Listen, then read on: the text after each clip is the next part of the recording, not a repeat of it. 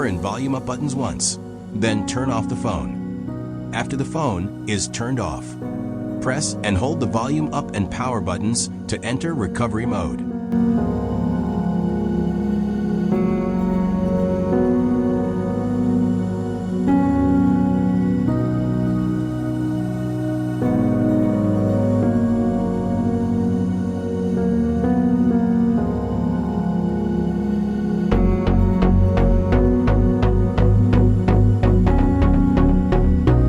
Select the Wipe Data Factory Reset option.